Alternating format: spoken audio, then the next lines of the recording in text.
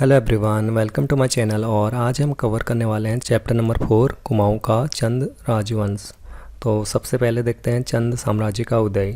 चंद वंश की जो स्थापना है वो राजबुंगा किले से हुई है और चंदों का जो मूल निवास है वो प्रयाग में गंगा पार झूसी था। काली कुमाऊँ चंपावत का उपनाम था।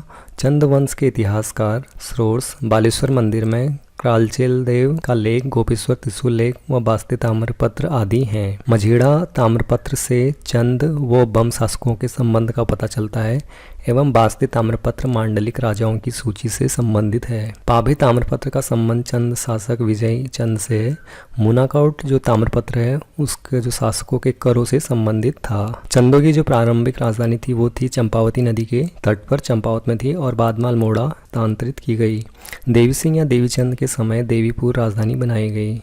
चंदों के समय राजमहल को चौमहल कहा जाता था। चंद राजाओं की वंशावली मानोदय काव्य में दी गई है। उसके बाद नेक्स्ट देखते हैं चंद शासक का सोमचंद। चंद वंश की स्थापना को लेकर इतिहासकारों में मतभेद है, लेकिन अनुमानतः कत्यूरी शासन के अवसान में ही चंद वंश की स्थापना हुई है। सोमचंद ने चंद वंश की स्थापना 1020 से लेकर 1025 के बीच की होगी। स्वयं सोमचंद भगवान शिव का उपासक था। 10वीं शताब्दी में लोहाघाट के आसपास सुई राज्य था जिस पर ब्रह्मदेव शासन कर रहा था। बद्रीदत्त पांडे के अनुसार सोमचंद 27 आदमियों को लेकर श्री बद्रीनारायण की यात्रा पर आए हुए थे, जिसे काली कुमाऊँ के सूर्यवंशी शासक ब्रह्मदेव ने 15 बीघा जमीन दहेज में दी थी।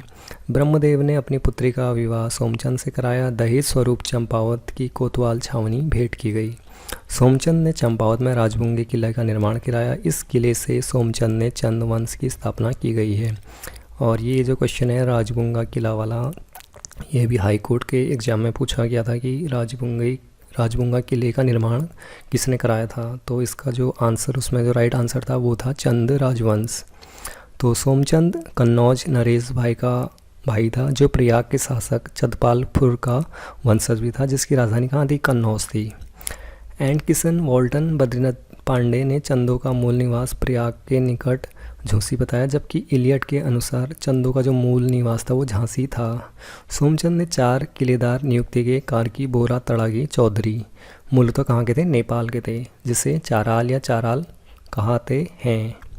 सोमचंद ने सर्वप्रथम दोनकोट के राजा रावत राजा को परास्त किया। सोमचंद ने महारा फर्तियालों को मंत्री व सेनापति बनाया, जिनका मुख्य सेनापति कौन था? कालू तड़ागी था। ये भी कई बार पूछा जाता है। महरा लोग कटोलगढ़ व फर्तियाल लोग डुंगरी में रहते थे। सोमचंद ने ग्रामों में बूढ़ा व सयानों की नियुक्ति की। अतः कुमाऊँ में पंचायती राज व्यवस्था का जनक किसको माना जाता है? सोमचंद को माना जाता है। तो ये क्वेश्चन इंपॉर्टेंट है यहाँ पे। कुमाऊँ में पंचायती राज व्यवस्था का जनक किसे कहा जाता है? सोमचंद को कहा जाता है। सोमचंद डोटी के राजा को कर दिया करता था। डोटी के राजा मलवंशी थे, जिन्हें रै का राजा भी कहा जाता है। सोमचंद के समय जयदेव मल डोटी या राय का राजा था। मलवंश का प्रथम राजा वामदेव था, जिसकी राजधानी चंपा थी। वामदेव ने अपनी राजधानी का नाम अपनी इष्ट देवी चंपावती के नाम पर रखा था। सोमचंद का उत्तराधिकारी व दूसरा चंद शासक था आत्मचंद। कत्यूरी रानी से उत्पन्न पुत्र था, जिसने 20 वर्ष शासन किया। तीसरे चंद शासक पूर्णचंद्र ने 1066 ईस्वी से लेकर 1084 ईस्वी तक शासन किया। इसके बाद नेक्स्ट पॉइंट है इंद्रचंद व उसके उत्तराधिकारी। चौथा जो चंद शासक था वो था इंद्रचंद ने नेपाल मार्ग से चीन के साथ व्यापारिक संबंध स्थापित किए। एंड किशन के अनुसार इंद्रचंद ने रेशम उत्पादन व रेशम वस्त्र बनाने का कार्य प्रारंभ किया। रेशमी वस्त्रों के रंग को पक्का करने के लिए कुमाऊँ में झूठी खबरें फैलाने की प्रथा थी, जिसे पटरंग वाली कहा जाता था। इंद्रचंद राजा बड़ा घमंडी था, जो अपने को इंद्र के समान समझता था। इंद्रचंद का उत्तराधिकारी था संसार चंद, जिसके पश्चात चंद शासक क्रमशः सुधाचंद, हरिचंद, वीणाचंद बने। वीणाचंद कुमाऊँ का विलासी राजा था, जिसको खस राजाओं ने परास्त किया। वीरचंद ने खस राजाओं को हराकर पुनः राज्य स्थापित किया। अशोक चल के समय चंद शासक वीरचंद था, जिसकी मृत्यु 1206 ईस्वी में हुई। वीरचंद का उत्तराधिकारी नरचंद लगभग 1236 ईस्वी में गद्दी पर बैठा था। उसके बाद नेक्स्ट पॉइंट देखते हैं डोटी का अशोक चल एवं क्रालचेल देव का शासक। गोपेश्वर त्रिशूल लेख में ज्ञात होता है कि 1191 ईस्वी में यहाँ अशोक चल का आधिपत्य था। अशोक चल वैरात कुल का और नेपाल के दूली का निवासी था। अशोक चल ने पुरुषोत्तम सिंह को सामंत राज नियुक्त किया। पुरुषोत्तम सिंह ने बोध गया शिलालेख में अशोक चल को खस देश का राजाधिराज कहा गया है। और चंपावत के बालेश्वर मंदिर से कराचल देव का 1223 ईस्वी का लेख प्राप्त हुआ। कराचल देव के लेख में 10 मांडलिक राजाओं का नाम जो है क्या है उत्कीर्ण है, जिनमें से 3 चंद वंशीय मांडलिकों का उल्लेख किया गया है। मांडलिक ऐसे सामंत राजा होते थे जो अपने अधिपति के अधीन शासन करते थे। वास्ते ताम्रपत्र पिथौरागढ़ में मोहन थापा नामक मांडलिक का उल्लेख है। इनका अधिपति शक्तिबम था जो मूलतः नेपाल का था। इसके बाद नेक्स्ट पॉइंट देखते हैं चंद शासक थोहर चंद। रिपोर्ट ऑन कुमाऊं एम गढ़वाल 1813 ईस्वी के लेखक डब्ल्यू फ्रेजर ने हर्षदेव जोशी के विवरण के आधार पर चंद वंश का संस्थापक किसको माना है? थोहर चंद को माना है। किसने माना है? डब्ल्यू फ्रेजर ने। ठीक है, उसके बाद नेक्स्ट पॉइंट है किंगडम ऑफ नेपाल 1881 ईस्वी के लेखक फ्रांसिस हैमिल्टन ने लिखा है कि थोहर चंद झूंसी से आकर नेपाल राजा के यहाँ नौकरी की थी। हर्षदेव जोशी थोहरचंद के कुमाऊं के चंद वंश का संस्थापक मानते हैं और कुमाऊं के प्रथम स्वतंत्र शासक भी किसको मानते हैं? थोहरचंद को मानते हैं। एंड किसन के अनुसार थोहरचंद का राज्यारोहण 1261 ईस्वी में हुआ। उसने 1281 तक शासन किया। थोहरचंद का उत्तराधिकारी कल्याण प्रथम चंद था, जिसके बाद क्रमशः त्रिलोकचंद व अभयचंद का नाम आता है। अभयचंद पहला चंद शासक था जिसका प्रमाणिक सूचना उसके स्वयं के अभिलेखों से मिलती है। अभयचंद का जो प्राचीनतम ज्ञात अभिलेख है 1360 ईस्वी का चंपावत के मानेश्वर नॉलेज से प्राप्त हुआ है। अभयचंद का वार्षिक श्राद्ध पर ज्ञानचंद ने ताम्रपत्र द्वारा भूमि दान का अभिलेख मिलता है। कर्मचंद्र 1 वर्ष शासन करने के बाद मणिकोटी राजा के पास चला गया, जिसके पश्चात ज्ञानचंद गद्दी पर बैठा था। इसके बाद नेक्स्ट पॉइंट है चंद शासक का गरुड़ ज्ञानचंद। 29वां जो राजा था वो था गरुड़ ज्ञानचंद, जिसने 1365 ईस्वी से लेकर 1420 ईस्वी तक शासन किया, जो चंद राजाओं में सर्वाधिक था।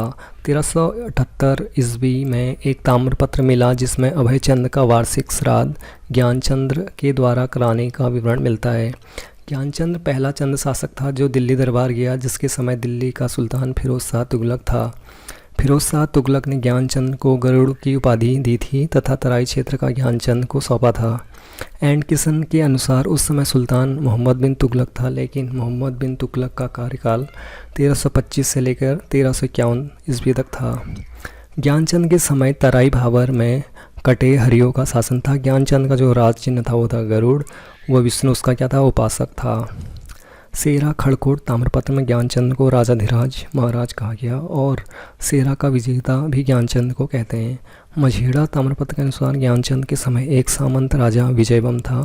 गोबसा ताम्रपत्र में ज्ञानचंद को 1418 ईस्वी में देवराज तिवाड़ी को 1 ग्राम की वृत्ति दान में दी थी। नीलू कठायत ज्ञानचंद का वीरवान सेनापति था जो कपरौली गांव का रहने वाला था, जिसे राजा ने कुमैया खिल्लत दी थी, जो एक प्रकार की पोशाक होती थी। गरुड़ ज्ञानचंद का जो उत्तराधिकारी था वो था हरिहर चंद ध्यानचंद 6। इसके बाद नेक्स्ट पॉइंट है चंद शासक उद्यान चंद। गरुड़ ज्ञानचंद ने नीलू कठायत को धोखे से मार दिया था, जिस अत्याचार पूर्ण कार्य से उद्यान चंद को आत्मग्लानि हुई, जिस कारण इन्होंने कई स्थानों में मंदिर व नौले बनवाए। बद्रीदत्त पांडे के अनुसार उद्यानचंद ने चंपावत में बालेश्वर का मंदिर बनवाया था और 1 साल की मालगुजारी तमाम प्रजा की माफ़ कर दी थी। 1423 ईस्वी में बालेश्वर मंदिर ताम्रपत्र का संबंध विक्रमचंद से था, जिसने उद्यानचंद द्वारा शुरू बालेश्वर मंदिर का कार्य पूर्ण कराया, जिसे ब्राह्मण कुंज शर्मा तिवारी ने योगदान दिया था। उसके बाद नेक्स्ट पॉइंट है चंद शासक भारती चंद। 35वां जो चंद शासक था वो था भारती चंद। 1437 ईस्वी में गद्दी पर बैठा, जिसका कार्यकाल 1437 से लेकर 1477 तक चला। और भारती चंद के पवाड़े कुमाऊं इतिहास में प्रसिद्ध हैं। पवाड़ों में भारती चंद्र व कुमाऊं की वीरंगना भागनोद्यान के द्वंद्व युद्ध का वर्णन मिलता है। भारती चंद चंद वंश का सबसे पराक्रमी साहसी राजा था। भारती चंद ने डोटी की दास्ता से छुटकारा पाने के लिए डोटी राज्य पर आक्रमण किया।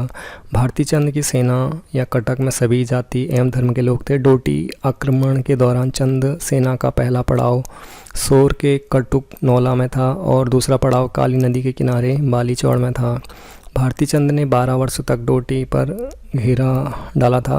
भारती चंद को डोटी में विजय 1451-52 ईस्वी में मिली थी। हुडेती ताम्रपत्र अनुसार भारती चंद ने 1451 ईस्वी में एक गांव दान में देने का वर्णन मिलता है। डोटी अभियान के तहत नायक जाति की उत्पत्ति हुई थी। नायक जाति के लोग चंद सैनिकों की अवैध संतान थी। भारती चंद ने अपने पुत्र रत्नचंद्र की सहायता से सोर, सीरा, थल आदि पर अधिकार किया था। सोर या पिथौरागढ़ में मल्ल वंश का शासक बमसा था और सोर के मल्ल राजा विजय बम की जानकारी मझेड़ा ताम्रपत्र से मिलती है, जिसका शासन भारती चंद ने समाप्त कर दिया था।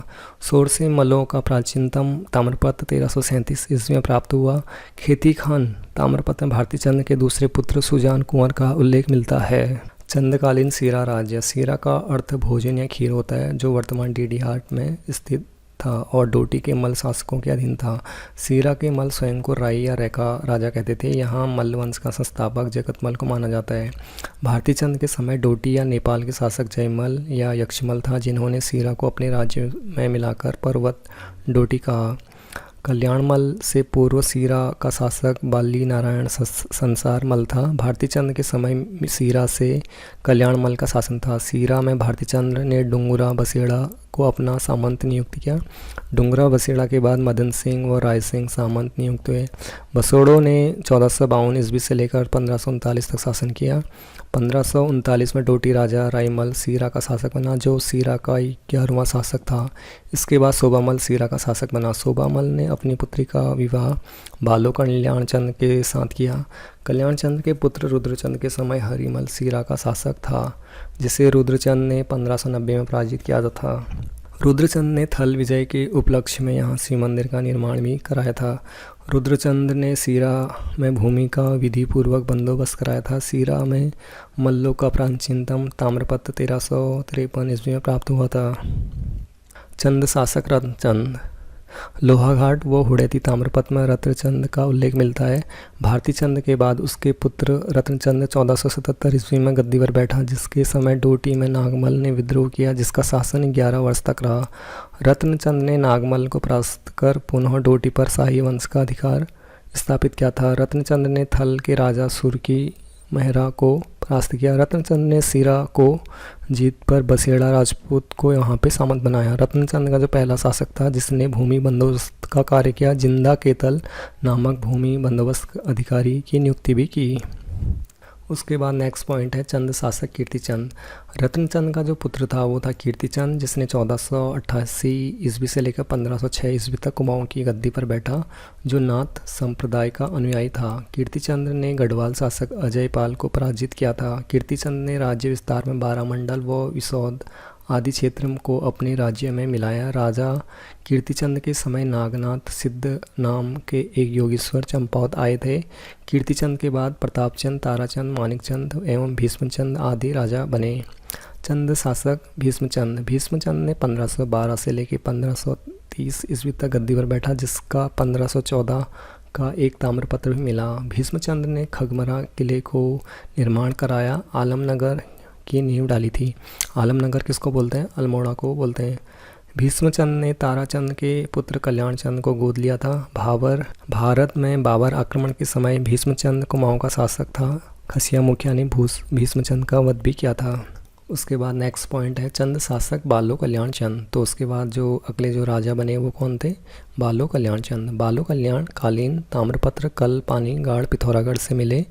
कल्याणचंद 1545 से लेकर 1565 ईस्वी तक गद्दी पर बैठा। बालो कल्याण चंद्र भीष्मचंद का गोद लिया पुत्र था, जिसके विस्तृत विजय के कारण सर्वप्रथम महाराज धीराज की उपाधि ली थी। कल्याणचंद के समय राजधानी अल्मोड़ा पूर्ण रूप से तैयार हो गई थी और अल्मोड़ा स्थित राजधानी को राजापुर कहा।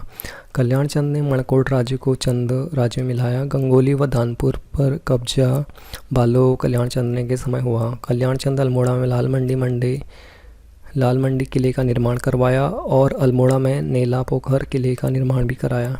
बालो कल्याणचंद का विवाह डोटी के मल वंश की राजकुमारी के साथ हुआ। विवाह के बाद रैका राजा हरिमल ने अपनी बहन को दान स्वरूप सोर का प्रांत दिया, लेकिन कल्याणचंद सीर प्रांत को भी चाहता था।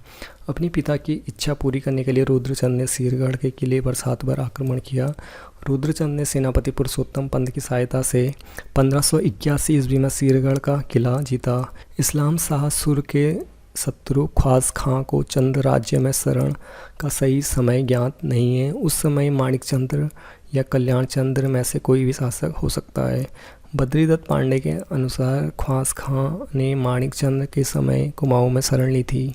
बद्रीदत्त पांडे के अनुसार माणिक चंद ने इस्लाम शाह सुर के शाही हुक्म के जवाब में लिखा था कि मैं उस आदमी को किस प्रकार कैद कर सकता हूँ जिसने मेरी शरण मांगी थी। जब तक मेरे में दम है मैं ऐसे नीच कर्म का अपराधी नहीं हो सकता। राजा बालो कल्याण चंद्र ने अपने शासनकाल के दौरान स्थानीय स्वायत्तता या पंचायती पद्धति लागू की थी। पंचायत महाराष्ट्र के लेखक अनंत देव ने अपने ग्रंथ स्मृति कौतुम में कल्याण चंद को प्रजा हितैषी बताया। इसके बाद नेक्स्ट पॉइंट है पुरुषोत्तम पंत। पुरुषोत्तम पंत रुद्रचंद का सेनापति था जिसका उपनाम पुरखू पंत था, जो मूल रूप से पिथौरागढ़ का निवासी था। पुरुषोत्तम पंत को कुमाऊं इतिहास का रॉबर्ट ब्रूस कहा जाता है। पुरुषोत्तम पंत मराठी ब्राह्मण जयदेव के पुत्र थे। कल्याण चंद की पत्नी ने वचन दिया था कि जब तक सिरगढ़ का किला चंदों के अधीन नहीं होगा तब तक मैं सती नहीं होगी। मैं अपने वचन के अनुरूप सिरागढ़ का किला जीतने के बाद कल्याण चंद की पत्नी सती हुई थी। सिरागढ़ से हरिमल को भगाने में मुख्य योगदान पुरखू पंत का था। ग्वालदम का युद्ध एवं बधान का युद्ध जो कब हुआ था 1581 ईस्वी में हुआ था। पुरुषोत्तम पंत पडियार राजपूत के हाथों मारे गए। ग्वालदम के युद्ध के समय गढ़वाल शासक बलभद्र शाह था। चंद शासक रुद्रचंद। बालो कल्याण चंद के पश्चात 45वां जो चंद शासक रुद्रचंद गद्दी पर बैठा। रुद्रचंद का कार्यकाल 1565 से लेकर 1597 ईस्वी तक था। 1565 से लेकर 1587 ईस्वी तक रुद्रचंद एक स्वतंत्र राजा था। रुद्रचंद अकबर का समकालीन था जिसने 1587 ईस्वी में अकबर की अधीनता स्वीकार की थी। रुद्रचंद ने अकबर को तिब्बती आग, कस्तूरी हिरणों की खालें आदि मूल्यवान वस्तुएं भेंट की थी। अकबर ने रुद्रचंद को 84 माल परगना का फरमान दे दिया था और उसे तब से जमींदार कहना प्रारंभ किया। अकबरनामा के अनुसार रुद्रचंद की 1588 ईस्वी में अकबर से लाहौर में भेंट हुई थी। रुद्रचंद के बीरबल से अच्छे संबंध थे। अबुल फैजल की आईन अकबरी में कुमाऊं सरकार की दिल्ली सूबे के अंतर्गत दर्शाया गया है। रुद्रचंद ने तराई में आक्रमण किया। उसके समय तराई में हुसैन खान ने कब्जा किया। रुद्रचंद ने तराई में रुद्रपुर नगर की नींव की और अल्मोड़ा में मल्ला महल की स्थापना की एवं महल के अंदर रामशिला मंदिर बनवाया। रुद्रचंद ने गढ़वाल के सरूलो ब्राह्मणों रसैयों की भांति कुमाऊं में चौथानी ब्राह्मणों की मंडली बनाई। चौथानी ब्राह्मणों के अनुसार पचबीड़िये या तिथानी वो उसके नीचे हलिये या पितलिये ब्राह्मणों के वर्ग बनाए गए। ओली ब्राह्मणों के वर्ग का कार्य ओले पड़ने पर सतर्क पर करना था। ओली ब्राह्मणों के लिए गांव में अनाज के रूप में दस्तूर निर्धारित किए गए और घरों का कार्य करने के लिए छयोड़ों या छयोड़ों की नियुक्ति की गई। सीरा के विजय के बाद अस्कोट, दारमा एवं जोहार रुद्रचंद के अधीन हो गए। सीरा डीडीहाट से रुद्रचंद की भूमि संबंधी दस्तावेज प्राप्त हुए। रुद्रचंद ने सामाजिक व्यवस्था सुधार के लिए त्रैवणिक धर्म निर्णय नामक पुस्तक लिखवाई। इसमें ब्राह्मणों के गोत्र एवं उसके पारस्परिक संबंधों का वर्णन किया गया। रुद्रचंद ने समस्त सामान्य जनता के लिए पौड़ी 15 विश्वा कहा गया। चंदों के समय भूमि के मालिक थातवान कहते थे। गांवों से अनाज का 1/6वां भाग वसूल कर राजधानी पहुंचाने का कार्य कैनी खसों को दिया गया। रुद्रचंद ने राज्य के कुछ युवाओं को संस्कृत अध्ययन के लिए कश्मीर काशी भेजा था। रुद्रचंद के समय 4 संस्कृत ग्रंथों की रचना हुई। त्रैवणिक धर्म निर्णय, सैनिक शास्त्र यथायथी चरित्रम व उषा राग गोदेय। सैनिक शास्त्र पक्षी अखेट पर आधारित वस्तु थी। रुद्रचंद्र विश्व इतिहास का प्रथम शासक था जिसने मल्ल युद्ध में उतरकर राज्य का प्रस्तार किया था। उसके बाद 46वां चंद शासक लक्ष्मीचंद है। रुद्रचंद के बाद 1597 ईस्वी में उसका छोटा पुत्र लक्ष्मीचंद गद्दी पर बैठा जिसका नाम मानवोदय काव्य में लक्ष्मण मिलता है। मूनाकोट ताम्रपत्र में लक्ष्मीचंद का नाम लक्ष्मण मिलता है। लक्ष्मीचंद को बखूली विराली उपनाम से जाना जाता है। लखीली विरोली उपनाम इसलिए था वह मुगलों के समय भीगी बिल्ली बनकर रहता था। जहांगीरनामा में लक्ष्मीचंद को सबसे धनी शासक कहा गया है। लक्ष्मीचंद ने गढ़वाल में 7 बार असफल आक्रमण किया और 8वें आक्रमण के समय गढ़वाल सेनापति खतर सिंह मारा गया। लक्ष्मीचंद ने न्योवाली विष्टावली नामक कचहरियाँ बनाई, जिसमें न्योवाली कचहरी समस्त जनता के लिए, विष्टावली कचहरी सैनिक मामलों में न्याय के लिए थी। लक्ष्मीचंद ने बड़े बड़े बाग बगीचे लगवाए, जिसमें प्रमुख नरबड़ी, बाड़ी, कबीना तथा लक्ष्मीश्वर आदि बगीचे थे। लक्ष्मीचंद ने किसी टमटा को 1 अधाली या 8 नाली भूमि दान में दी थी। रौत बहादुरी के पुरस्कार के रूप में दी जाने वाली ज़मीन थी। लक्ष्मीचंद के समय करों के भय से लोग साग सब्जियां छतों पर उगाया करते थे। जोइलिया व सिरती नामक कर लक्ष्मीचंद द्वारा लगाए गए थे। लक्ष्मीचंद ने बागेश्वर के बागनाथ मंदिर का जीर्णोद्धार 1602 ईस्वी में किया था। लक्ष्मीचंद के समय राज्य कर्मचारियों को 3 श्रेणियों में बनाई गई। सरदार होता था, परगने का शासक, फौजदार, सेना का अधिकारी, नेगी राज्य के छोटे कर्मचारी थे, जिन्हें अनाज के रूप में दस्तूर नेग मिलता था, जो नागरिक प्रशासन भी इनके हाथों में होता था। इसके बाद है शक्ति गोसाई। शक्ति गोसाई जन्मांध होने के कारण इसे कुमाऊं का धृतराष्ट्र कहा जाता था। शक्ति गोसाई लक्ष्मीचंद का बड़ा भाई था। लक्ष्मीचंद के समय नागरिक प्रशासनिक व्यवस्था इनकी नीतियों से निर्धारित होती थी। दारमा घाटी के सोका जनजाति के अधिकार एवं कर्तव्य निर्धारित किए जाने, उसके बंदोबस्त के बदले अनेक तिब्बती वस्तु राजदरबार में पहुंचाने का करार दिया था। इन्होंने राजधानी में बंदोबस्ती कार्यालय की स्थापना की थी। लक्ष्मीचंद के उत्तराधिकारी। लक्ष्मीचंद के बाद दलीपचंद राजा बना, जिसने 1621 से लेकर 1624 ईस्वी तक शासन किया। दलीपचंद की मृत्यु क्षय रोग के कारण हुई। दलीपचंद के बाद विजयचंद राजगद्दी पर बैठा। एंड किशन के अनुसार विजयचंद्र का विवाह आधुनिक बुलंदशहर स्थित अनूप शहर के बुढ़ गुजर की पुत्री से प्राप्त हुआ। विजयचंद के समय राजा सत्ता सुखाराम कार्की व पींसू गोसाई के हाथों में थी, जिसकी सामाजिक संबंधों के कारण सुखराम कार्की ने विजयचंद को मरवा दिया था। विजयचंद की हत्या के बाद महरा व फर्तियाल संघर्ष प्रारंभ हुआ, जिसमें महराओं की जीत हुई। महरा धड़े ने ही त्रिमलचंद को शासक बनाया। त्रिमलचंद ने सुखराम कार्की को मरवा दिया और पीरू गोसाई को देश से निकाल दिया था। 1625 ईस्वी में विजयचंद की मृत्यु के बाद त्रिमलचंद का राज्यारोहण हुआ, जिसका कार्यकाल था 1625 से लेकर 1638 तक रहा। गुडियोड़ा ताम्रपत्र में त्रिमलचंद को युवराज कहा गया, जिसने 1616 ईस्वी से लेकर 1621 तक युवराज के रूप में कार्य किया। त्रिमलचंद का सेनापति था गुडियोड़ा था। विजयचंद की हत्या के पीछे रसोइयों का हाथ था, इसलिए त्रिमलचंद ने कपरौली के कठौतों को रसोइया नियुक्त किया और साथ साथ रसोई के नियम भी बनाए। उसके बाद नेक्स्ट पॉइंट है चंद शासक बाज बहादुर चंद। 50वां जो चंद राजा था वो था बाज बहादुर चंद, जो त्रिमलचंद का उत्तराधिकारी था। इसका कार्यकाल 1638 से लेकर 1677 ईस्वी तक था। बाज बहादुर चंद चरवाहे से राजा बनने वाला एकमात्र चंद शासक था, जिसके पिता का नाम नीलो गोसाई था। बाज बहादुर चंद मूल्यवान वस्तु जैसे चंवर, कस्तूरी, सोना चांदी, बर्तन आदि लेकर बादशाह शाहजहां के दरबार पहुंचा। शाहजहां ने इसे बहादुर व जमींदार की उपाधि दी थी। 84 माल पर कटहरी राजपूतों ने अधिकार कर लिया था। 84 माल या नौलखिया माल या तराई 1 कोस 84 कोस लंबे भूभाग से चंद राजाओं को प्रतिवर्ष 9 लाख आय होती थी। शाहजहां ने बहादुर चंद को 84 माल का फरमान दिया था। एंड किशन के अनुसार बाज बहादुर मुगल दरबार को खुश रखने के लिए प्रत्येक परिवार से 1 रुपये कर लेता था। बाज बहादुर चंद ने तराई क्षेत्र में बाजपुर नगर की स्थापना की। बहादुर चंद के पंवार राज्य में विजय के प्रतीक नंदा देवी की मूर्ति गढ़वाल से लेकर अल्मोड़ा स्थापित की गई। मुगल बादशाह ने गढ़वाल आक्रमण के लिए 1655 ईस्वी में खल्ली खुल्ला के नेतृत्व में सेना भेजी, जिसकी मदद बहादुर चंद ने की थी। बाज बहादुर ने कत्यूरी राजवंशों को गढ़ मनीला गढ़ पर आक्रमण किया, जिसके बाद कत्यूरी कुंवरों ने गढ़वाल के पूर्वी भाग पर लूटपाट मचाए, जिसको भगाने के लिए तीलू रोतोलीने को हथियारे उठाने पड़ गए थे।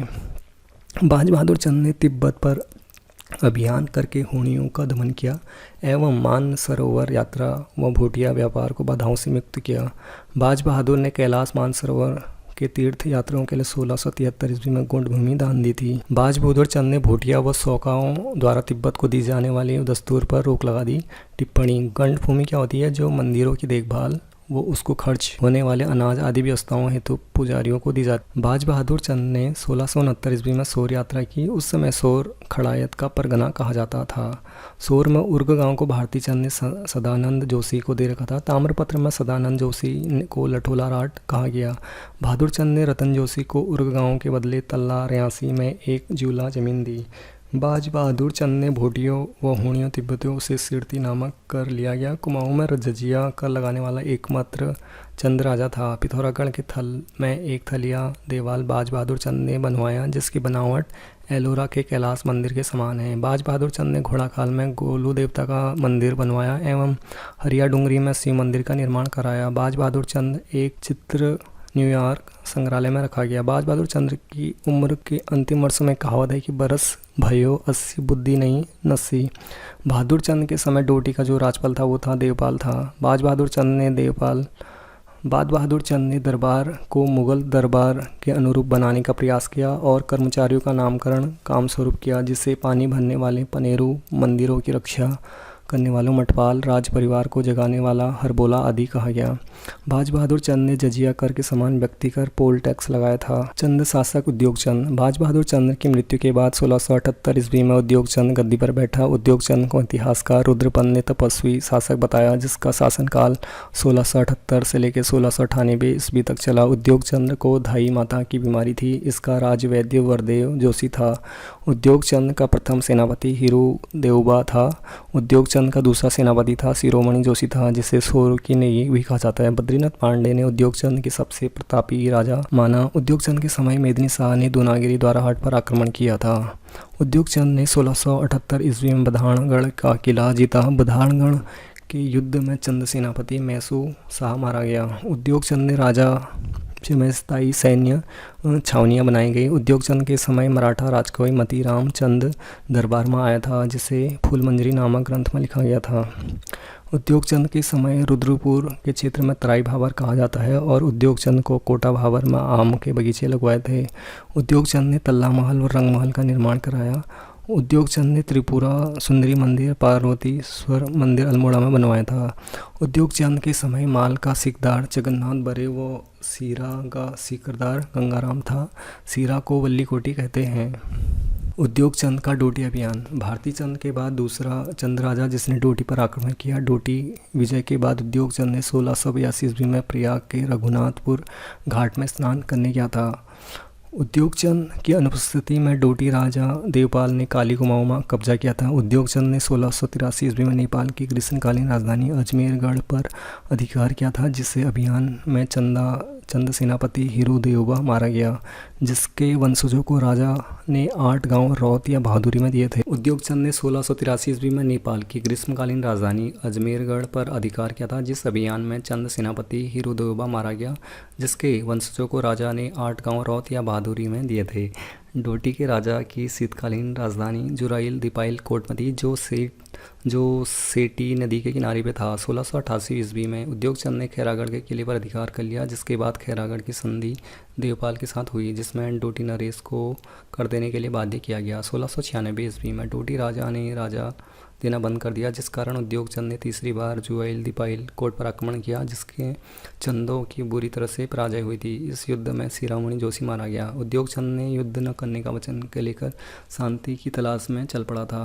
चंद शासक ज्ञानचंद द्वितीय। ज्ञानचंद ने 1698 ईस्वी से लेकर 1708 तक शासन किया। 1699 ईस्वी में बधानगढ़ पर विजय प्राप्त की। ज्ञानगढ़ ने बधानगढ़ से नंदा देवी की स्वर्ण प्रतिमा अपने साथ लेकर अल्मोड़ा के नंदा देवी मंदिर में स्थापित की। ज्ञानचंद के समय गढ़वाल राजा फतेह शाह ने चंद राज्य के पाली परगने को लूटा। 1703 ईस्वी में दुधौली का युद्ध ज्ञानचंद्र व फतेह शाह के बीच हुआ था। 1704 ईस्वी में ज्ञानचंद डोटी पर अभियान अपने पिता उद्योग चंद की हार का बदला लेने के लिए गया था। ज्ञानचंद का एक डोटी नरेश से कुमाऊं सीमा में मलेरिया ग्रस्त भावर में डोटी नरेश हारकर भाग गया, किंतु इसके सैनिकों को मलेरिया हो गया। ज्ञानचंद ने कत्यूर घाटी में बद्रीनाथ मंदिर बनवाया और तराई भावर क्षेत्र में आम के बगीचे लगवाए। ज्ञानचंद द्वारा सोर व सीरा क्षेत्र बनाए गए देवल या दौल कहा जाता है। जगत चंद के समय को कुमाऊं का स्वर्ण काल कहा जाता है। जगत चंद का कार्यकाल 1708 से लेकर 1700 ईस्वी तक था। तराई भावर से 9 लाख रुपए की आय जगत चंद के समय हुई थी। जगत चंद स्वयं मिलनसार व्यक्ति, प्रजा का हितैषी राजा था। जगत चंद के रामकाज के पहले वर्ष लोहागढ़ बधानगढ़ से गढ़ सेना को मार भगाया। श्रीनगर ने जगत सन व फतेह शाह के बीच युद्ध हुआ, जिसमें गढ़ नरेश देहरादून भाग गया। उसने श्रीनगर में कब्जा कर एक ब्राह्मण को दान दे दिया था। जगतचंद के समय फतेह शाह ने कत्यूरी घाटी में आक्रमण किया। बैजनाथ घाटी को लूटने के बाद गरसार ग्राम बद्रीनाथ मंदिर को चढ़ा दिया। जगतचंद ने मुग़ल बादशाह को कीमती पहाड़ी चीज़ें भेंट की थी। मुग़ल शासक ने उसे अभय ध्यान दिया था। जगतचंद ने जो आर्यों पर कल लगाया। जगतचंद की मृत्यु चेचक के कारण 1720 ईस्वी में हुई थी। जगतचंद के बरमवारी ताम्रपत्र से ज्ञात होता है कि ज्ञानचंद के समय वीरेश्वर जोशी वैद्यगुड़ी ने बधानगढ़ की जासूसी की थी। ज्ञानचंद ने वीरेश्वर जोशी को जमीनें रौत के रूप में दी थी। जगतचंद के समय सीरा का सिकदार शत्रुपुल भंडारी था। चंद वंश का अवनति काल।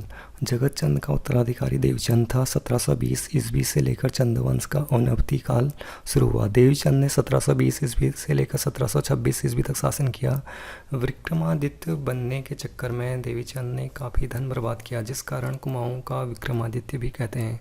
देवीचंद को कुमाऊं का मोहम्मद तुगलक भी कहा जाता है। श्रीनगर जीतने के असफल प्रयास में देवीचंद ने एक पहाड़ी को पराजित किया, जिसका नाम फतेहपुर रखा था। देवीचंद ने रोहला सरदार दाऊद खान को अपना सेनापति नियुक्त किया। देवीचंद की हत्या उसके बिष्ट दरबारियों में मणिक बिष्ट व उसके पुत्र पूरनमल ने की थी। देवीचंद के बाद क्रमशः अजीत चंद, कल्याण चंद, दीपचंद, मोहनचंद, प्रद्युम्न चंद, शिवचंद का अंतिम राजा महेंद्र चंद कुमाऊं गद्दी पर बैठे।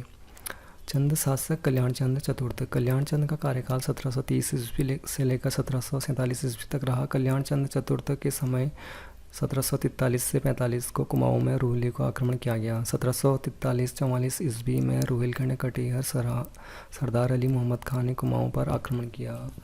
रोहिला आक्रमण के समय गढ़वाल शासक प्रताप शाह ने चंद शासक की मदद की। कल्याण चंद ने मुग़ल बादशाह रंगीला को भेंट देने के लिए जागेश्वर मंदिर से ऋण लिया था। कल्याण चंद को काशीपुर के मुग़ल वजीर कमरुद्दीन ने गॉर्ड ऑफ ऑनर दिया था। कल्याण चंद चतुर्थ ने अल्मोड़ा में चौमहला महल बनवाया। वो अपनी राजधानी को राजबुंगा कहता था। कल्याण चंद ने लच्छी गोसाई मनराल को सयानाचारी सौंपी। 16 गाँवों का सयाना था। कल्याण चंद चतुर्थ के समय बलीराम चौधरी लेखक था। कल्याण चंद चतुर्थ के समय अवध के नवाब मसूर अली खान ने कुमाऊं के तराई पर आक्रमण कर लिया था। शिवदेव जोशी को बंदी बनाया गया। कल्याण चंद्रोयम पुस्तक के लेखक कवि शेष शिव हैं, जो कल्याण चंद का राजकवि था। जीवन के अंतिम समय में कल्याण चंद चतुर्थ की आंखों में रोशनी चली गई थी। और अब देखते हैं शिवदेव जोशी के बारे में एक टिप्पणी। शिवदेव जोशी जो थे कुमाऊं के कौटिल्य के नाम से प्रसिद्ध हैं। इतिहासकार नित्यानंद मिश्र ने शिवदेव जोशी को कुमाऊं का शिवाजी कहा गया है। शिवदेव जोशी कल्याण चंद चतुर्थ का सेनापति था। शिवदेव जोशी ने रोहला आक्रमण कर डटकर सामना किया था। शिवदेव जोशी को सम्मान स्वरूप तराई भाबर का प्रबंध किया था। कल्याण चंद ने शिवदेव जोशी की बख्शी उपाधि दी है। शिवदेव जोशी अल्पवयस्क दीपचंद का संरक्षक नियुक्त किया गया, जिस कारण शिवदेव जोशी को बैरम खां कहते हैं, कुमाऊं का बैरम खां कहते हैं। ओके, उसके बाद नेक्स्ट पॉइंट है कल्याण चंद चतुर्थ के उत्तराधिकारी कौन कौन हैं। ठीक है, तो 1748 ईस्वी में दीपचंद कुमाऊं का शासक बना, जिसके समय पानीपत का थर्ड वॉर जो कि कब हुआ था 1761 ईस्वी में हुआ था, जिससे मुग़ल बादशाह को कहने पर दीपचंद ने मराठों के विरुद्ध सैन्य टुकड़ी भेजी थी। तो ये इंपॉर्टेंट पॉइंट है, जिसमें क्या है, मुग़ल बादशाह के कहने के बाद दीपचंद ने मराठों के विरुद्ध भेजी है, मतलब मराठों के खिलाफ क्या भेजी थी, यहाँ से सैन्य टुकड़ी भेजी थी। तामाढौन का युद्ध 1755 ईस्वी में शिवदेव जोशी व गढ़ सेनापति नरपति गुलेरिया के बीच हुआ। शिवदेव जोशी के मरने के बाद दीपचंद ने हर्षदेव जोशी को बख्शी बनाया था। दीपचंद के भाई मोहनचंद ने दीपचंद की गद्दी हड़प ली। हर्षदेव जोशी को बंदी बना लिया गया, वह किसी तरह वहाँ से भाग गया। हर्षदेव जोशी ने गढ़वाल के शासक ललित शाह को कुमाऊं पर आक्रमण के लिए आमंत्रित किया। बगवाली पोखर का युद्ध 1779 ईस्वी में ललित शाह की सेना व मोहनचंद के बीच हुआ, जिसमें मोहनचंद लखनऊ भाग खड़ा हुआ।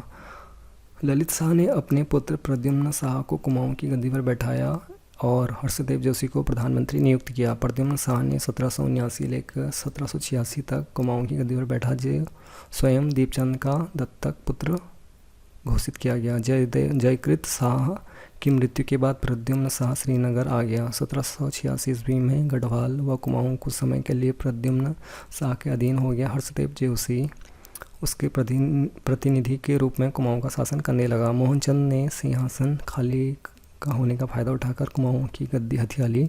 मोहनचंद दूसरी बार कुमाऊँ का राजा बना। हर्षदेव जोशी ने सशक्त सेना तैयार कर 1786 ईस्वी में पाली गांव के युद्ध में मोहनचंद को हराया था। हर्षदेव जोशी 61वां चंद शासक शिवचंद को शासक बनाया। शिवचंद को मिट्टी का महादेव कहा जाता है। इसके बाद मोहनचंद के भाई लाल सिंह ने रामपुर के नवाब की सहायता से कुमाऊँ की गद्दी हथिया ली थी। लाल सिंह ने मोहनचंद के पुत्र महेंद्र चंद की गद्दी पर बैठाकर खुद उसका प्रधानमंत्री बन गया था।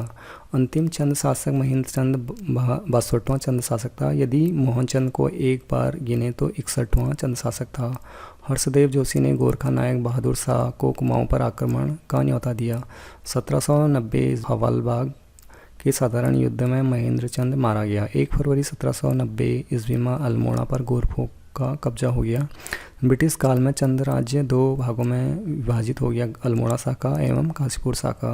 महेंद्र चंद के पुत्र प्रताप चंद्र को अंग्रेजों ने कुछ गांव जागीर के रूप में प्रदान की। काशीपुर शाखा में लाल सिंह के पुत्र गुमान सिंह ने राज किया, जिसके बाद गुमानी पंत रहते थे। उत्तराखंड सांसद रहे केसी सिंह बाबा काशीपुर चंद शाखा से संबंध रखते हैं। हर्षदेव जोशी के बारे में एक टिप्पणी है। हर्षदेव जोशी को हरकदेव जोशी भी कहा जाता है और इनको कुमाऊँ का किंग मेकर भी कहते हैं। डब्ल्यू फ्रेजर, कैप्टन हेयरसी ने हर्षदेव जोशी को कुमाऊँ का अल वालिक कहा और हर्षदेव जोशी ने लगभग 8 नरीसों को गद्दी पर बैठाया। राहुल सांकृत्यायन ने हर्षदेव जोशी को विभीषण की संख्या दी। इसके बाद नेक्स्ट पॉइंट देखते हैं, कुमाऊँ में नेपाल की देन एवं संबंध। मौर्य सम्राट अशोक ने अपनी पुत्री चारुमिता का विवाह नेपाल के राजकुमार देवपाल से कराया था। किरातों ने कुमाऊँ व नेपाल के साथ साथ राज किया, जिन्हें किराती व राई राजा कहा जाता है। किरातों के बाद खसों ने भी कुमाऊँ व नेपाल में शासन किया, जिसके कारण खसकुरी भाषा का उद्भव हुआ। नेपाल में लिच्छवी राजवंश ने शासन किया। गुप्त सम्राट चंद्रगुप्त ने लिच्छवी राजकुमारी कुमार देवी से विवाह किया था। हर्षवर्धन ने नेपाल नरेश हर्षवर्धन के बीच मैत्री भाव का व्यवहार था। प्रसिद्ध संत गुरु गोरखनाथ ने नेपाल में धर्म प्रचार किया। उत्तर प्रदेश में गोरखपुर और नेपाल की गोरख पहाड़ी का नामकरण इन्हीं के नाम पर हुआ था। अल्मोड़ा के घर घर में पूजे जाने वाले गंगनाथ, जो नेपाल में साधु बनकर कुमाऊँ आया था, वह स्वयं चंदी वंश राजकुमार था। प्रसिद्ध फकीर गोपीचंद नेपाल के रहने वाले थे। नेपाली भाषा नेवारी खसकुरी का प्रभाव कुमाऊनी भाषा में दिखता है। कुमाऊनी का हिल जात्रा उत्सव नेपाल की देन है। नेपाल में इसे इंद्र जात्रा कहते हैं। कुमाऊँ में प्रचलित हरेला घुरुड़िया त्यौहार उल्गा नेपाली रीति रिवाज से प्रचलित है। कुमाऊँ के पवित्र गोरिल देवता व सीरा में प्रचलित रौत देवता का मूल निवास नेपाल में है। कुमाऊँ में पीठ पर बोझे रखने वाला मुर्दा को बांध जल्दी जल्दी भगाने ले जाना आदि नेपाल की देन है। चंदकालीन प्रशासनिक व्यवस्था। मोहम्मद गजनवी के आक्रमण के समय सोमचंद कुमाऊँ आया था। चंद के राजकुमार अपने गांव से पहले कुंवर व गुसाई लगाते थे, लेकिन भारती चंद ने जाग ताम्र पत्र में पर्वत चंद के नाम से पूर्व कुंवर लगा था। रत्नचंद के नाम के बाद कुंवर था, अतः रत्नचंद छोटा पुत्र हो सकता है। चंद राजाओं की उपाधि श्री राजाधिराज महाराज धीराज थी। ताम्रपत्रों के उत्कीर्णों को सुनार या सुधार कहा गया। ताम्रपत्रों के लेखक जोशी होते थे या जोशी कहा गया। ज्ञानचंद्र के गोबासा ताम्रपत्र में उत्कीर्णक के लिए लिखित इंदपत्याकरण का नाम का प्रयोग हुआ है। चंदों के ताम्रपत्रों में राजा की वंशावली नहीं मिलती है, बल्कि कत्यूरियों के ताम्रपत्रों में राजाओं की वंशावली मिलती है। केवल एकमात्र राजा जगत चंद के समय बरम ताम्रपत्र व उसके पिता का नाम मिलता है। चंदों की प्रारंभिक राजधानी चंपावत थी, जो काली व चंपावती नदी के तट पर थी। चंदों की दूसरी राजधानी अल्मोड़ा या आलमनगर में कोसी नदी के तट पर थी। चंद शासन में राजधानी के लिए बुंगा, राजापुर, राजाई शब्द का प्रयोग मिलता है। इसके बाद देखते हैं चंदों का प्रशासनिक स्वरूप। राजा चंदों का सर्वोच्च शासक व प्रधान न्यायाधीश होता था। चंदों का शासन पंचायती राजतंत्र था, जो अपने नाम के अंत में देव शब्द धारण करते थे। राज्यों की समस्त भूमि राजा के अधीन होती थी और राजा गूंठ, संकल्प या रौत के रूप में जमीन दे सकता था, लेकिन पर्वतचंद्र, रतनचंद्र व त्रिमलचंद्र आदि ने पिता के रहते हुए जमीनें दान में दी थी। चंद राजाओं के सेनापति बख्शी कहा जाता है। चंदों के समय परामर्शदात्री का कार्य महरा व फरत्याल करते थे। चंद राजाओं ने दीवान जोशी हुआ करते थे। शिवदेव जोशी, हरकदेव जोशी आदि बड़े विख्यात दीवान हुए थे, जिसमें दीवान की उपाधि प्रधानमंत्री के समान होती थी। चंद काल में दीवान के अधीन मंत्री या सचिव होते थे, जिनकी अधिकतम संख्या 10 होती थी। चंद राज्य मंडल में विभक्त था, लेकिन मंडल दो प्रकार के, सामंत के अधीन, राज्यों के अधीन। सामंत राजा को वार्षिक कर देते थे, इन्हें ठक्कुर की उपाधि दी जाती थी। मंडलों के नीचे देश होते थे, तलादेश, मल्लादेश, खरक देश, परवट आदि का उल्लेख मिलता है। प्रशासन की सबसे छोटी इकाई परगना होती थी, जो दो प्रकार के होते थे। नागरिक परगने के अधिकारी को सिकदेर या सरीदार कहा जाता था, सैनिक कमांडर के अधीन, जिनका मुख्य बख्शी होता था। उद्योग चंद के समय माल का सीखादार जगन्नाथ बरे व सीरा का सीखदार गंगाराम था, जबकि जगत चंद के समय सीरों का सीखदार शत्रुपल भंडारी था। चंद के समय परगने काली कुमाऊं, सोर, सोरा, फलदाकोट, पाली, पंछाऊ, कोटली आदि का जिक्र मिलता है। तराई भाबर में 6 परगने थे, बक्सी, माल, बुक्साण, मुंडिया, किलपुरी व छिनकी। परगने गरखों में विभक्त थे, काली कुमाऊं व माल में, जिन्हें पट्टी कहते हैं, व सिरा में गर्ख थे। गर्खी का प्रशासनिक नेगी होते थे, जबकि सोर का नेगी सोरमणि जोशी था, अतः नेगी का पद का नाम जाति का नहीं। गर्खे पुनः गांव में विभक्त थे, गांव के मुखिया सयाने या बूढ़ा होता था। काली कुमाऊं एवं जोहार में ग्राम मुखिया को बूढ़ा कहते हैं। पाली परगने एवं सल्ट क्षेत्र में ग्राम मुखिया सयाना कहते हैं, जो गांव के न्यायाधीश भी होते थे, जिन्हें अनाज के रूप में दस्तूर मिलता है। सयाना या नीचे थोकदार होते थे। कल्याण चंद के अभिलेख में लच्छई, गुसाई, मंडाल 16 गाँव में सयाना था। डाकिया राजा को दे, गल्ला, छाड़ा, उपज का 6वां भाग वसूल करता था। पंचनवीसी नामक पंचायती कचहरी चंदों के समय थे, इन्हें 4 थान भी कहते हैं, और जो दंडाधिकारी थे उन्हें दंडय कहा गया था। कुमाऊं चंदकालीन प्रशासन का विभाजन इस प्रकार था: चंद राज्य, मंडल, देश, परगने, मरखे, गांव। तो सबसे नीचे था गांव, उसके ऊपर था मरखे, गरखे, उसके बाद परगने, उसके बाद देश, उसके बाद मंडल, उसके बाद चंद राज्य। और इसकी जो प्रशासनिक इकाई थी वो थी 4 बूढ़ा, 5 थोक, 4 चौथानी, पौरी, 15 विश्वा। 4 बूढ़ा के अंतर्गत थे कारकी, बोरा, तड़ागी व चौधरी आते थे, और 5 थोक कौन कौन से? महरा, भरतियाल, देव, ढेक व खड़ायत आते थे। उसके बाद 5 पीढ़िया में थे चौर, चौथानी, 6 छरिया, ब्राह्मण आते थे। चंदकाल में साम्राज्य सामान्य प्रजा के लिए पौड़ी, 15 विश्व का जिक्र मिलता है। चंदों के समय सीराकोट कुख्यात कारागार या राजा दीपचंद्र एवं उनके 2 पुत्रों को कैद करके रखा गया था। उसके बाद देखते हैं चंदों का भू राजस्व नीति। कौटिल्य के सप्तांग राज्य सिद्धांत के अनुसार 7 अंगों का वर्णन मिलता है, जिसमें एक अंग कोष होता है। चंदों के समय राजा जिनकी रौत गुंट के रूप में जमीन देता था उसे थातवान कहते हैं। खाईकर खाई हुई भूमि पर कर देने वाला अनाज वो नकदी दोनों के रूप में कर देता था, जबकि सिरतान नकदी के रूप में देता था। कैनी भूदास होते थे जो गल्ला छाड़ा को राजधानी पहुंचाने के काम करता थे। थेतवान कानी को बिना ज़मीन के नीचे बेच सकता था, और कैनी झूठा नहीं खाता था, जबकि छयोड़ा झूठा खा सकता था जब उसे चाहे किसी को भी बेचा जा सकता था। राजा किसी व्यक्ति को बहादुरी के लिए रौत या पुरस्कार के रूप में ज़मीन देता था। गल्ला छाड़ा एक प्रकार का भू राजस्व था जो सामान्यतः अनाज का 6ठा भाग नकद के रूप में होता था। प्रधान का कार्य क्या होता था? हर गांव में होता था, जो मालगुजारी वसूल करता था। प्रधान वंशागुण होता है, और प्रधान के नीचे कोटल एवं प्रहरी होते थे। कोटल प्रधान के अधीन कार्य करता था, जिसे लगान विश्व के हिसाब से किताब रखता था। प्रत्येक गांव में प्रहरी होता है, इसके द्वारा गांव की चौकीदारी की जाती है। घरेलू नौकर या दास को छयोड़ा एवं दास को छयोड़ी कहा जाता है, एवं अस्कोट के रजबार छयोड़ों को सेवक या विश्वा कहते हैं। विष्णु प्रीति या गोंड भूमि जो प्राय मंदिरों को दी जाती है। भूमि मापी के लिए नाली, जूला, अधाली, मनसा आदि होती है। एक मसा 2 किलो से कम माप वाला जूला 10 कुंटल के बराबर होता है। अधाली लगभग 15 किलो के बराबर होती है। ओके, जो एक मसा होता है वो 2 किलो से कम का माप होता है। जूला क्या होता है? 10 कुंटल को बोलते हैं, और अधाली लगभग 15 किलो के बराबर होता है। और 20 नाली जो कि 1 एकड़ के बराबर होती है, जिसे 1 बिसा भी कहते हैं। चंदों के समय 36 प्रकार के राजकर थे, जिन्हें 36 कहते हैं। चंदों के समय सभी करों के नाम 36 रकम 32 कलम जैसे गोरखों ने समाप्त किया था।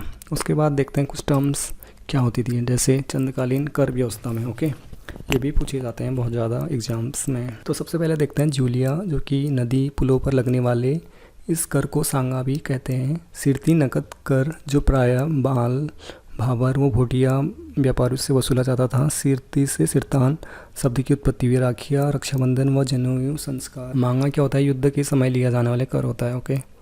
खैनी कलीपिलीनी कुली बेकार कर होता है। बैकर क्या होता है? अनाज के रूप में देकर होता है। कटक क्या होता है? सेना के लिए लिए जाने वाला कर होता है। दांड कर सूती वस्त्रों के बनकरों से लिया जाने वाला कर होता है। मिजारी क्या होता है? कामगारों से लिया जाने वाला कर होता है। साहू क्या होता है? लेखक को देख कर था, इसे सावली भी कहा जाता है। रत्तंगली क्या होता है? मोनाकार ताम्रपत्र में लेखक को देकर का वर्णन है। कुत क्या होता है? नकद के बदले दिए जाने वाला अनाज होता है। भेंट राजा व राजकुमारों को दी जाने वाली भेंट होती है। सिकदार ने की परगनाधिकारी को देकर टिप्पणी। लक्ष्मीचंद ने मोनाकोट ताम्रपत्र में इसके लिए 2 रुपया कर ठहराया गया था। सिकदार ने की एक गांव पूरे गांव से लिया जाता था। कनक्कर क्या होता है? सौका व्यापारियों से स्वर्ण धूल के रूप में। डाला क्या होता है? गांव के सियाने को अनाज के रूप में दिया जाने वाला दस्तूर। मौ हर परिवार से लिए जाने वाले कर। भात कर बड़े उत्सवों में भात की दावत। भाग कर घराटों पर लगने वाला कर। न्यौवाली क्या होता है? न्याय पाने के लिए कर होता है। रोल देवतिया राज परिवार के देवी देवताओं की पूजा के लिए। भजनिया राजा के नृत्य को नर्तकियों के लिए। घोड़ियालों राजा के घोड़ों के लिए दिए जाने वाले कर। कमिंजारी या सयानचारी सयाना या बूढ़ा को दिए जाने वाला कर जो किसानों की लगान वसूलता था। हिलियानी अधुल कर बरसात में सड़कों की मरम्मत के लिए लिए जाने वाला कर। हिलियानी अधुल का वर्णन सिंगाली ताम्रपत्र में मिला गया है। पौरी कर क्या होता है? राजधानी की रखवाली के लिए देकर पहरी भी कहा जाता है। बाजदार महाजनों को देकर। औतली राजा की ज़मीन होती थी। कुकुरियालों राजा के कुत्तों के दिए जाने वाला कर। शुक्र राज्य के सेवकों के लिए जाने वाला कर। जगरिया कर जागर लगाने वाले ब्राह्मणों को दिया जाता था। चौबदार कर क्या होता था? राजा की निजी वस्तुओं जैसे कि तलवार ढाल ढोने वाले हेतु लिया जाने वाला कर। उसके बाद नेक्स्ट पॉइंट है चंदों की सामाजिक व्यवस्था। चंद राजा अपने आप को चंद्रवंशीय राजपूत मानते थे। नाली शब्द का प्रथम जो प्रयोग हुआ है वो तमिल साहित्य से मिलता है। ओझा नामक ब्राह्मण व रावत नामक राजपूत कत्यूरी राजाओं के समय आए, जबकि कोश्यारी राजपूतों का मूल निवास बंगाल था। जोशी व पंत नामक ब्राह्मण कुमाऊं में महाराष्ट्र से आए थे। बसेड़े राजपूत राजस्थान के बसवाड़ से कुमाऊं आए। कुमाऊं की प्राचीनतम देवता एड़ी घुरड़िया है। दोनों देवताओं को पशुचारकों द्वारा कर दिया जाता है। कुमाऊं में ब्राह्मणों के 3 वर्ग थे। चौथानी पंजपीड़िया खस ब्राह्मण, इन्हें स्थानीय भाषा में पितलिया ब्राह्मण कहते हैं, जिन्हें चौथानी ब्राह्मण श्रेष्ठम थे। राजस्थानी ब्राह्मणों के लिए ताम्रपत्र में ठक्कुर लिखा मिलता है। राजपूत भी 2 प्रकार के थे, आर्य राजपूत और खस राजपूत। आर्य राजपूत क्या होते थे? बाहरी भागों से यहाँ आए थे, जिसके अंतर्गत चंद राजा के वंशज भी आते हैं। वैश्य वर्ग के लोग साहू कहते हैं, जबकि पौरुई राजमहल की चौकीदारी करते थे। कुमाऊं में उत्कीर्णक का काम सुनार व टमटा करते थे, जबकि कपड़े बुनने वाले का काम कौन करते थे? राजकूली करते थे। उसके बाद नेक्स्ट पॉइंट है चंदकालीन धार्मिक जीवन एवं स्थापत्य। बैजनाथ के मंदिरों में लक्ष्मी नारायण का मंदिर चंदों ने बनवाया। और उसके बाद चंद शासकों का जो राज चिन्ह था वो गाय था। ज्ञानचंद के समय क्या था? गरुड़ था। बागेश्वर का मंदिर मूलतः कत्यूरों ने बनाया, जबकि बागेश्वर के बागनाथ मंदिर जीर्णोद्धार लक्ष्मीचंद ने 1602 ईस्वी में किया। पिथौरागढ़ के नकलेश्वर मंदिर चंदकालीन है, जिसके पास भगवान बुद्ध की भूमि स्पर्श मुद्रा में उत्कीर्ण मूर्ति है। मण के सूर्य मंदिर चंदकालीन थे, जिसमें 7 गुणों में विराजमान सूर्य देवता की प्रतिमा है। पास में एक हथिया देवाल भी है। पिथौरागढ़ के मरसौली एवं कासनी में चंदकालीन पंचायतन शैली के 5 मंदिर थे, जो वर्तमान में कुछ अस्तित्व में हैं। उसके बाद नेक्स्ट कुछ टिप्पणी दी गई हैं, उन्हें देखते हैं। उत्तराखंड के प्रमुख किले, जो लाल मंडी किला है, अल्मोड़ा के पलटन बाजार। उत्तराखंड के जो प्रमुख किले हैं, लाल मंडी किला, अल्मोड़ा, पलटन बाजार। 1563 ईस्वी में कल्याण चंद्र द्वारा निर्मित, इसे फोर्ट मोहरा भी कहते हैं। खगमरा किला अल्मोड़ा में भीष्मचंद ने बनाया। मल्ला महल किला रुद्रचंद ने। राजबुंगा किला चंपावत में सोमचंद ने बनाया। नेथड़ा किला अल्मोड़ा में गोरखाकालीन थे। सिरमौली किला लोहाघाट चंपावत। बाणासुर चंपावत स्थानीय मारकोट था। गोलाकोट चंपावत में राजा गोरिल ने बनाया। पेराट का किला कैलसीकनेड। खलंगिया नालपानी का किला देहरादून। कुलवागढ़ी किला रुड़की के ग्राम रंगिया। रुद्रपुर का किला काशीपुर में शिवदेव जोशी ने बनाया। तो ये था हमारा आज का चैप्टर नंबर 4। Thank you.